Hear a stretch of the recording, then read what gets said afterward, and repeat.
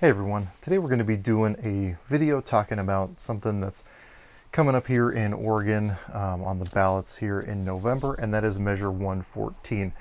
Now, if you follow my channel, you're probably familiar with it, but if you're being sent this video by someone else or coming across it somewhere on the internet, I think it's important to understand Measure 114, especially before voting on it, understand kind of how things are already in Oregon, what this bill proposes, what its goals are, or at least what it claims its goals are, and then what the actual effect would be on Oregonians. And so I figured what better way to talk about a topic like this than in the beautiful Oregon rain and drizzle. Like I was just briefly alluding to in this video, I'm going to be talking about the way things work now in Oregon regarding gun purchasing and things of that nature, what the stated goals are of the Measure 114 here, and how most, if not all, of the preamble is blatant misrepresentation of the facts. And the annoying thing here is, because I believe that our side of the argument has the facts on its side, I have to go through and print out a bunch of documents with numbers and statistics to be able to prove that, while the other side that writes this can just make stuff up. So I apologize in advance for the length of this video, and that it's probably not going to be the most visually stimulating video on my channel. But again, I do feel as though this information is very, very important, and something that we need to be educated on before casting your ballot either in favor or against this measure. So I want to start just by going over kind of the way things are now in Oregon regarding gun purchases. And I figure there's no better place to start than Oregon's version of the Second Amendment. Everyone is pretty well familiar with the federal Constitution and the Bill of Rights and the Second Amendment therein. There's a lot of debate as to how that should be interpreted. However, I think it's very important to go over what the Oregon Constitution actually says on the matter, because that is, well, the state that we're discussing here today. I also think it's worth mentioning, as someone who spent their entire school life in Oregon, I think it's very interesting that this is not something that I was ever exposed to while in school, grades 1 through 12 and including college after that. It just seems really weird to me that we didn't really cover the Oregon Constitution, let alone the Oregon Bill of Rights. There's a lot of interesting stuff in here that is worth reading, but I'm going to be reading directly from Section 27 of the Oregon Bill of Rights, which again is Oregon's version of the Second Amendment, and the title is Right to Bear Arms, Military Subordinate to Civil Power. Little sneak peek of what it's going to say. So it says, the people shall have the right to bear arms for the defense of themselves and the state, but the military shall be kept in strict subordination to the civil power. Again, there's a lot of debate as to what words meant in the 18th century when we're talking about the federal Constitution and the Bill of Rights and the Second Amendment. I don't know if there's any way to try to misinterpret what that says. It's pretty obvious that the Oregon Constitution explicitly says that we have the right to own guns to defend ourselves, defend the state, but also that the military shall be kept in strict subordination to the civil power. I think that's going to be a very important thing talking when we get into the bill, or in the proposed measure later on, when we talk about exemptions and who is exempt from this measure. So going from there, I wanted to go ahead and talk about what laws are now if you wanted to walk into a store and purchase a firearm in the state of Oregon. Now, thankfully, and I'm going to be putting a link to all of my sources in the description, so please help yourself to that. But we're going to go to Ballotpedia, and they do a really handy job of laying out what current Oregon laws are regarding the purchase of firearms. And there's definitely a lot of misconceptions, and I guess full disclosure, now's no better time than now to say that I do work full-time at a gun store here in Oregon, so you understandably say that I have a vested interest in the outcome of that. However, I think we'll get a little bit more into my take on that towards the end of the video, but I am someone that has a direct experience with the current laws, the current regulations, having to explain them to people on an almost daily basis, especially over the last 2 years with different goings on, where we now have a huge number of people who have been introduced to this industry, to this world, and learning how the laws actually work. So, as it lays out in Ballotpedia, there are background checks for any private or unlicensed firearm purchasers by private or unlicensed firearm sellers. So what that means is, unless you have a FFL or federal firearms license, that is the license that you are required to get by federal law, and if you want to deal in firearms, sell, purchase, all that kind of thing on a commercial level. So anyone other than those licensed dealers has to complete a background check prior to purchasing a firearm. And that doesn't matter whether they're purchasing it at a store, purchasing it from their next door neighbor, purchasing it at a gun show. Any firearms purchase has to be done with a 4473, which is the federal background check form, and that has to be completed by the Oregon State Police, which is who performs the background checks here in Oregon.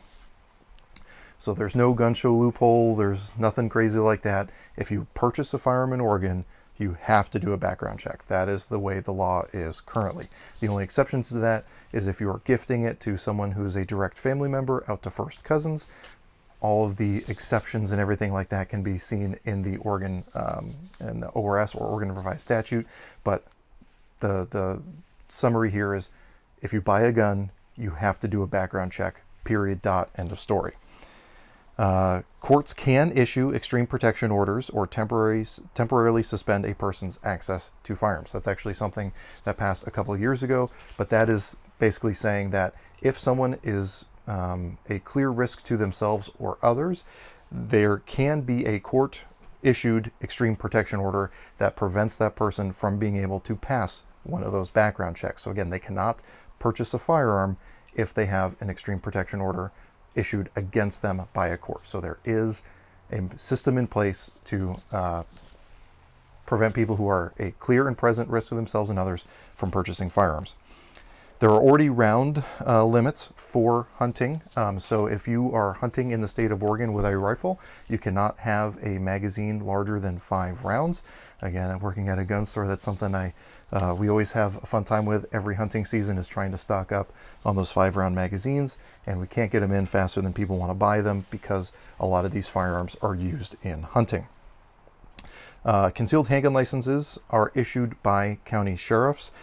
So the proposed measure would involve a purchase permit that is also going to be issued by county sheriff's offices, but currently they are handling concealed handgun licenses as well. And there is no concealed handgun reciprocity with other states, i.e. if you have a concealed handgun license in Idaho, that does not give you the ability to carry concealed in Oregon. You have to have an Oregon license to do that. And then the minimum age to possess a firearm is 18. Just to add here, people at 18 can purchase long guns, i.e. rifles and shotguns. You have to be 21 to purchase handguns. That's the federal regulation. Oregon just defaults to the federal regulation as far as that goes. People at 18 can be in possession of a handgun as long as it has been legally acquired or like gifted to them through a parent or something like that, although they can't carry concealed. Don't want to get too deep into the weeds there. So that's the way things currently are. Again, the big thing is, if anyone wants to purchase a gun in the state of Oregon right now, before the vote on Measure 114, you already have to complete a background check. That is a requirement across the board. We do sometimes dozens of them a day at our store, and statewide there's been, I believe, almost 300,000 background checks performed in the state of Oregon up to this point, which I'm filming on October 24th of 2022. So just want to make that very clear, because there's some interesting wording when we actually dive into the preamble of Measure 114. And the preamble is going to be where we're spending most of our time, because that's where a lot of those stated goals are and a lot of their justification for trying to instate some of these regulations. and again, this isn't going to be super exciting stuff here. I'm just going to be reading directly from the paper and citing sources showing that this is complete bunk. So it says, whereas the people of the state of Oregon have seen a sharp increase in gun sales, gun violence, and raised fear in Oregonians of armed intimidation, it is imperative to enhance public health and safety in all communities. I'll take a pause there. We have definitely seen a sharp increase in sales. I don't think that that directly correlates to increase in gun violence, because I believe the gun violence preempted the gun purchases when people started seeing the way things started going in 2020 with riots and looting and everything else, particularly in big places like Portland, but even in places like Eugene. We had a lot of people seeing gun violence, seeing, people's houses being burned, their businesses being looted and, broken into. People saw that and then decided to purchase firearms in reaction to that. So they try to present it as though it's gun ownership, that increased gun ownership, that is leading to the problem. However, that is the inverse. The violence and intimidation that's been going on, again, particularly in places like Portland, is what spurred on an increase in gun sales, not the other way around. And it says, whereas the gun violence in Oregon and the United States, resulting in horrific deaths and devastating injuries due to mass shootings, homicides, and suicides, is unacceptable at any level, and the availability of firearms, including semi-automatic rifles and pistols with accompanying large capacity ammunition magazines, pose a grave and immediate risk to health, safety, and the well-being of citizens of this state, particularly our youth. So, again, this is where we're going to have to start digging into the nitty-gritty numbers. Now, obviously, there are homicides in Oregon and in the United States that are perpetrated with firearms. I think it's also important to note that there are homicides that are perpetrated around the world. That is definitely an inescapable fact of being human and living in communities. However, I think it's really important that we actually break down the numbers. And thankfully, the FBI does a great job of putting out the statistics of the items used in homicides. Now, 2019 is the last year that this data is available. It usually lags behind because they have to accumulate a lot of numbers here. This is explicitly referencing homicides, so not suicides or anything else like that. This is homicide, so someone killing another person. And total firearms in 2019, again, the last year that these numbers were available, was 6,300 the total is 10,258. Rifles, which is kind of the big scary thing that they're trying to kind of go after, whether explicitly or implicitly with the way that this bill is written. Rifles of any type accounted for 364 of those 10,258. And that, again, is rifles of any type, not just AR-15s or AK-47s or anything like that, semi-automatic bolt action. Doesn't differentiate there. That is 364, basically just under one on average per day in the entire country in 2019. Handguns made up 6,368 of those. But again, to the point that we as humans have demonstrated over our entire existence for hundreds of thousands of years that if you get people close enough together for long enough, people will kill each other. Hands and feet, or what they refer to as personal weapons, and again, the link will be in the description, accounts for 600 deaths, or homicides in the year 2019, which is actually down from years before that.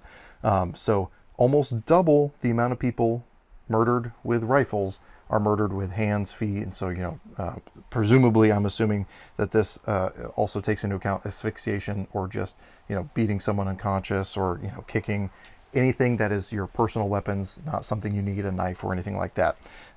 Even blunt objects, so baseball bats, hammers, clubs, anything like that, accounted for 397, again, more than rifles of any type in 2019. So anytime people in the gun world hear this talk about, you know, assault weapons and assault rifles and all that being the problem. Those are basically those dog whistles to try to scare you into giving up some of your rights, when that is clearly not the main culprit if we are talking about gun homicides. So again, important numbers to be aware of. These are all publicly available numbers, just not numbers you typically hear about. And then it says, and whereas Oregon currently has no permit requirements for purchasing a semi-automatic assault firearm or any other type of weapon, and studies have shown that permits to purchase reduce firearm-related injuries and death, and studies further have shown that firearm ownership or access to firearms triples the risk of suicide and doubles the risk of homicide when compared to someone who does not have access. Now, I'm going to pause right here because there's a couple things we need to cover there. So first of all, permits to purchase. One of the main states that people know of, or that gets referenced when we talk about permits to purchase, is Illinois. Illinois has what they call the FOID card, or FOID card, and that card is something you have to be in possession of before you can purchase ammunition or guns, or even be handed a gun in a gun store to take a look at it. You have to present your FOID card to be able to do that. And unfortunately, all of us are very well aware of many cities in Illinois that, if anything, have seen an increase in violence due to restricting access of law-abiding citizens to those weapons, because criminals, oddly enough, are not law-abiding and will still get their hands on things that they're not supposed to have. Then it talks about, again, increase the risks of suicide. Now, it's hard because they don't provide references for any of these numbers, so it's hard for me to look at where they're getting these numbers from.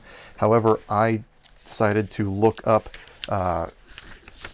suicide rates per capita, so not gross numbers, because again, populations of different countries around the world are going to play differently here. So these are per capita numbers. This is per the Washington Post, and this is world suicide rates by country, and the United States is number 18 on that list. The first country here, South Korea. We got Hungary, Japan, Belgium, Finland. Finland, number 5 on the list, is really the first country in that list that I know of, like, common access to firearms by civilians. Places like South Korea, Japan, it is effectively impossible as a civilian to own a firearm, and yet they are over double the suicide rate of the United States. So clearly, while that might be a preferred way of doing that here in the United States, that has no bearing. Access to firearms has no bearing on whether or not someone can commit suicide, because again, we are half the rate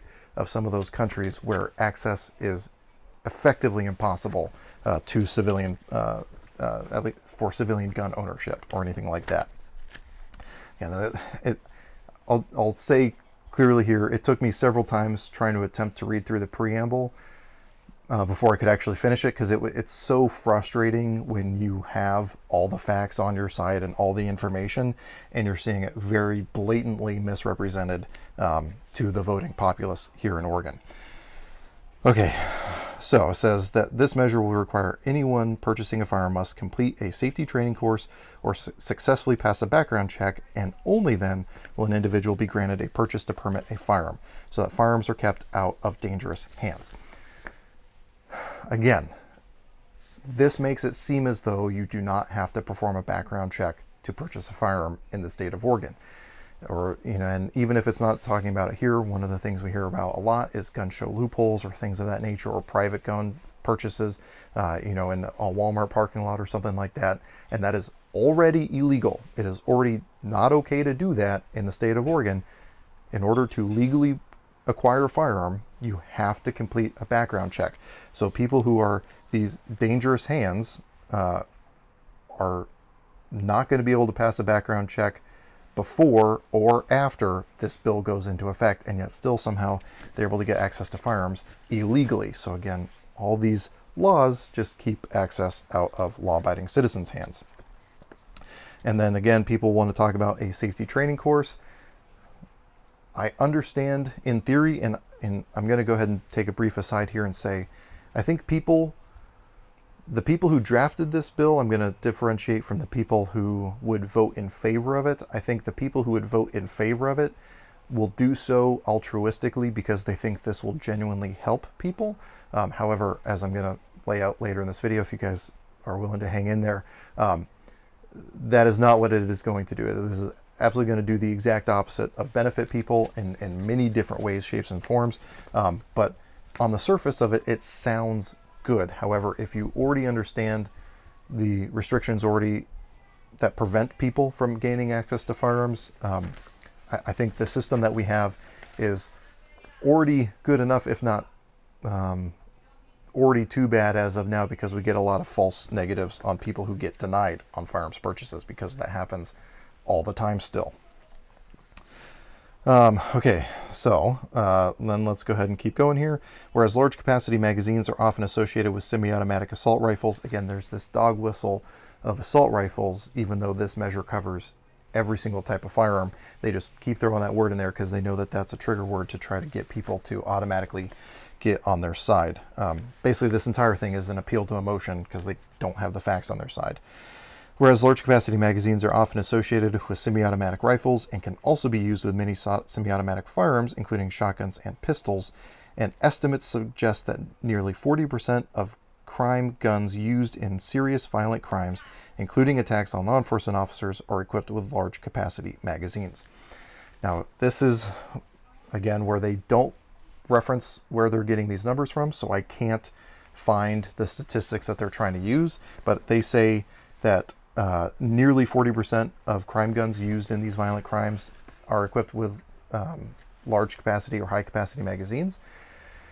This is where it's important to define what that means. So to them, anything over 10 rounds is considered a high capacity magazine. Now, if you're in the gun world, you already know what I'm about to say, but if you're not, I would encourage you to maybe walk into a gun store, take a look at what they have on the shelf, or just ask any of the people working there, which guns available for purchase have a less than 10 round capacity. It is the vast minority of firearms commonly available today, especially the ones that are popular for people for self-defense, whether that be of themselves in their home or on their person while they're out and about. The vast majority of firearms are equipped with larger than 10 round magazines. So honestly, I'm surprised that number is only 40% and not higher. But the important thing they leave out here is whether those rounds were actually used. Are people firing more than 10 rounds? Or it just simply says that they were equipped with those magazines. So again, blatantly misrepresentative of the facts. All right, we'll keep going here. Whereas firearms equipped with large capacity magazines increase casualties by allowing the shooter to continue firing for longer periods of time before reloading, thus explaining their use in all 10 of the deadliest mass shootings since 2009. And in times since 2009, and in again, very poorly worded here, so it's hard to go from place to place. So whereas firearms equipped with large capacity magazines increase casualties by allowing a shooter to continue firing for longer periods of time before reloading, thus explaining their use in all 10 of the deadliest mass shootings since 2009, and in mass shooting events from 2009 to 2018, where the use of large capacity magazines caused twice as many deaths and 14 times as many injuries, including the 2015 shooting at Umpqua Community College in Roseburg, Oregon, in which 10 people were killed, 7 more were injured. So again, if we're talking large capacity magazines, that covers the vast majority of firearms available on today's market. So these numbers are really hard to, they're using a very odd metric to try to measure this, and doing so, again, to intentionally be misleading, to make it sound as though it's the byproduct of large capacity magazines causing this.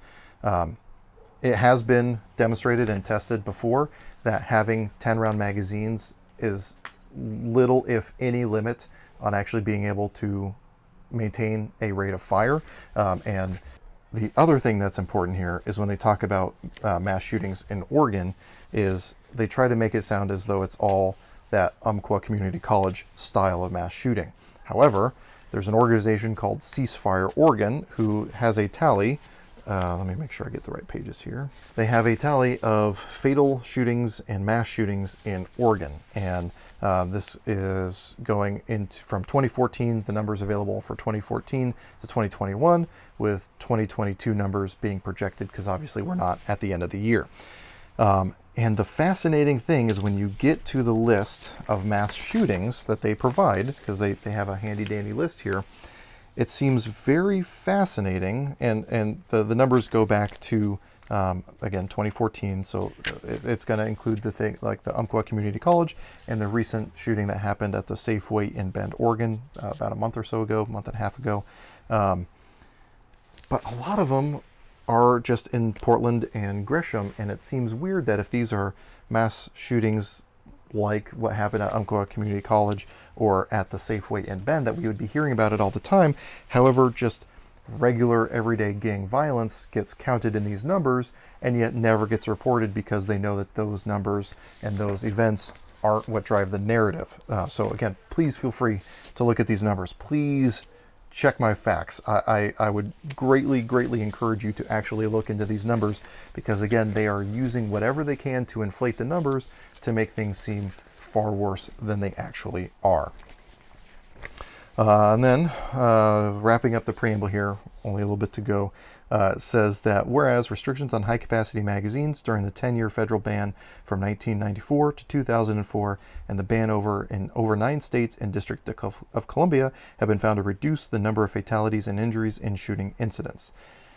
Okay, major important notes here. So similar to the Clinton ban, which is referred to here from 1994 to 2004, which it's worth mentioning, we've had a federal assault weapon ban before. A lot of people, especially people younger than myself or people my age or younger, aren't aware of that. We've tried assault weapon bans in the past, and it didn't have the outcome that people anticipated. And in fact, AR-15 ownership increased during that period of time. And also, it's important to note that existing magazines were not banned. You could still be in possession of the magazines you had before the ban, just as this one would tell you you can be in possession of those magazines after the ban, just at home or at the range.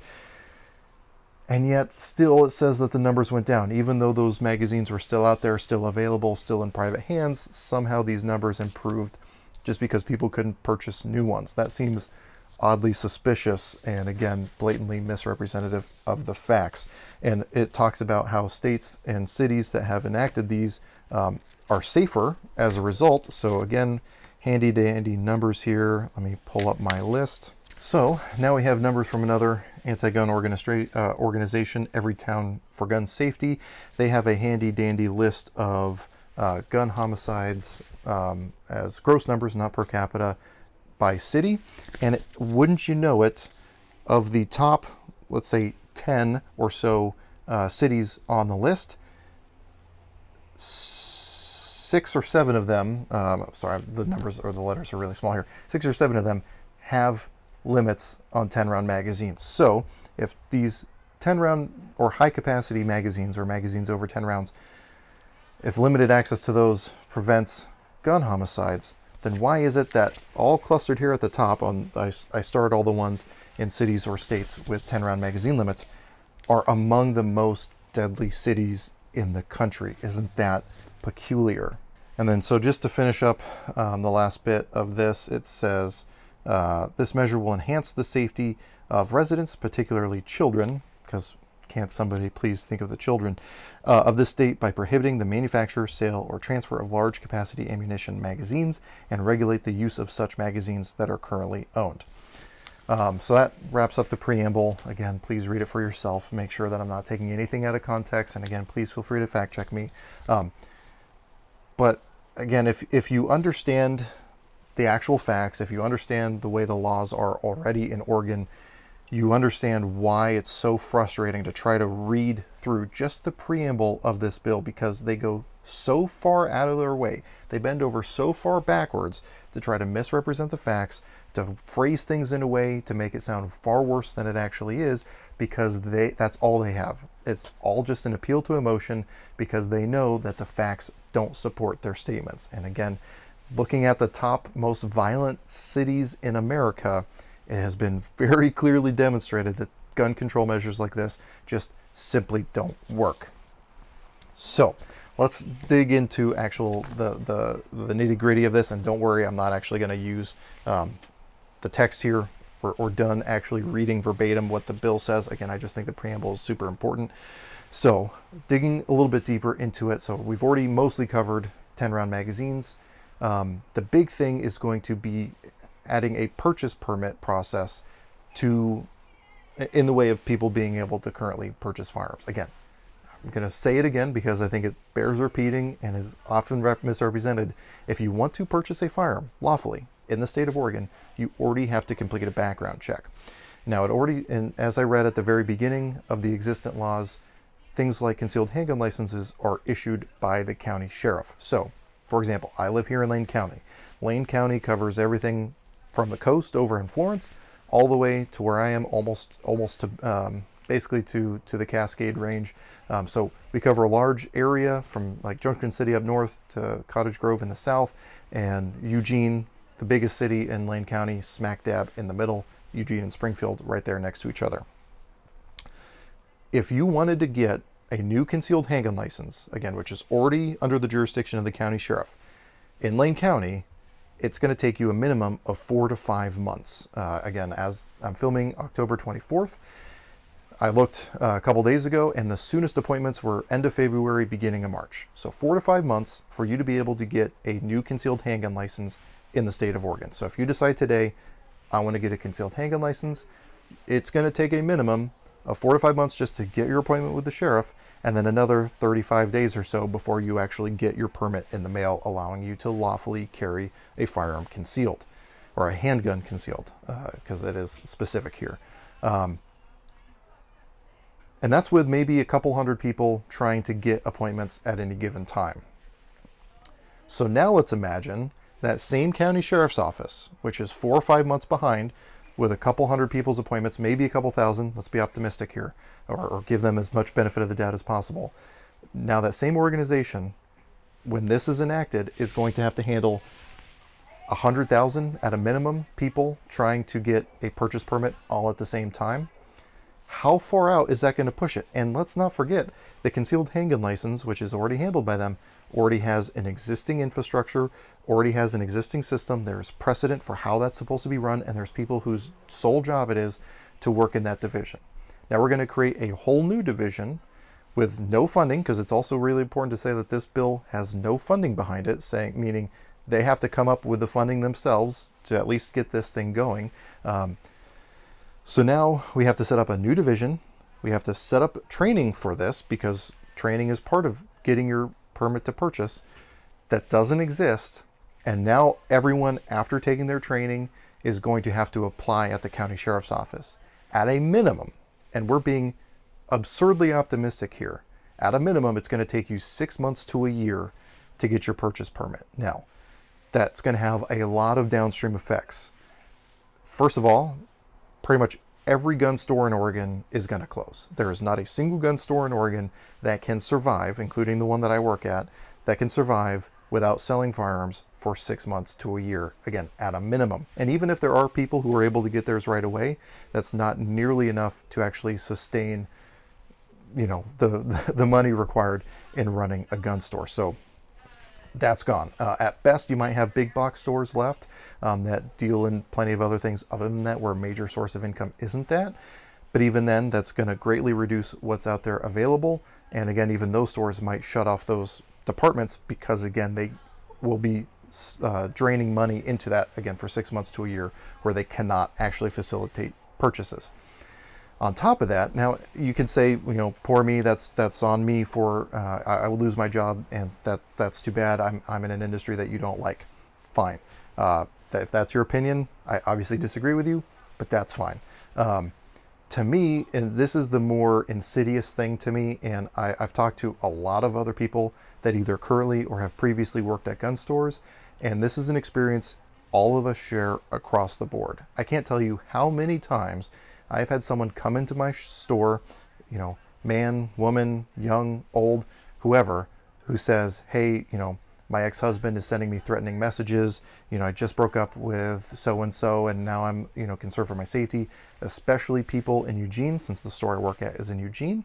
People in Eugene with the crazy amount of stuff that's going on there, and especially with the decriminalization of possession of hard drugs, people just walking to and from their car after work feel unsafe because they've either been attacked, harassed, assaulted, and they now realize that they might need a firearm to defend themselves because unfortunately our local law enforcement is kind of, handcuffed, so to speak, by their administration and the city leadership.